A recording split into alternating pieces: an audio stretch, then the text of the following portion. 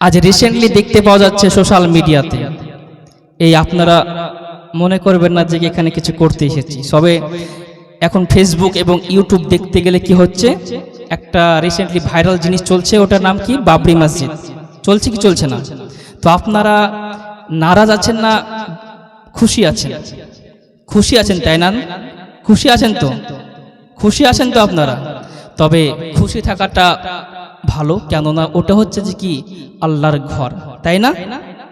ওখানে আমি এটা দেখবো না, ওখানে রাজনীতি হোক ওটা দেখবো না, উনি কংগ্রেস পার্টি করুক বা বিজেপি পার্টি করুক ওটা আমি দেখবো না। ওটা হচ্ছে যে কি আল্লাহর ঘর এবং নবীকে মহাব্বত করে আমরা ওটা বিশ্বাস করবো যে কি ওটা আল্লাহর ঘর, এবং আল্লাহর ঘরের জন্য আমাদের জানটাও যদি চলে যায় তবে আমরা জান্নাতি হয়ে যাব। জোরে বলুন সুবহানাল্লাহ। যে হুমায়ুন কবির যে একটা মসজিদ করছে, ওনার সঙ্গ দিতে হবে, কেননা ওনার জন্য সঙ্গ দেওয়া, আমরা মুসলিম, আমাদের এটা হচ্ছে যে কি একটা বিরাট একটা মসজিদ তৈরি করছে, অবশ্যই আমাদেরকে সঙ্গে দিতে হবে। বিরাদার, দিতে হবে কি হবে না? আপনারা খুশি আছেন না বেজার? জোরে বলুন সুবহানাল্লাহ। ছোট্ট করে ওনার জন্য, ওনাকে যেন আল্লাহ তাআলা হায়াত দেখ এবং আল্লাহ তাআলা যেন কামিয়াব করুক ওই মসজিদের জন্য। তবে একটু ছোট্ট করে দোয়া কি করা যাবে ওনার জন্য? আমিন। আপনি উমানটাকে বেশি বেশি বাড়িয়ে দিন ও রব্বুল আলামিন, ওই মসজিদকে আপনি তামির করে দেন ও রব্বুল আলামিন। আমাদের গর্ব ওই মসজিদটা যদি তৈরি হয়ে যায়, এ রব্বুল আলামিন আপনি হুমায়ুন কবিরকে একটু আল্লাহ পাক আপনি সাহসটা আতা করে দেন, এ রব্বুল আলামিন।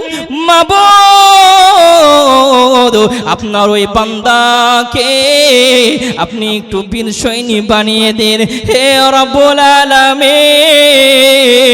আমি গুনাহগার খাতাকার আপনার দরবারে হাত দুখানা তুলেছি, হে রব্বুল আলামিন আপনি আমাদেরকে মাফ করে দিয়ে আপনি একটু ক্ষমা করে দিবেন, হে রব্বুল আলামিন।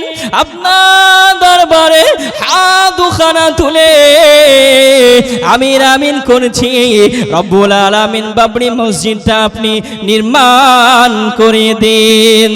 রব্বুল আলামিন আপনি বলেছেন যে বান্দাটা একদম যেন এখানি দিয়ে মসজিদের দিকে যে আগে আসবে, তাকে জান্নাতে একটি খেজুর গাছ দান করিবেন ও রব্বুল আলামিন। তবে আপনি আমাদের দোয়াটাকে কবুল করে নিন।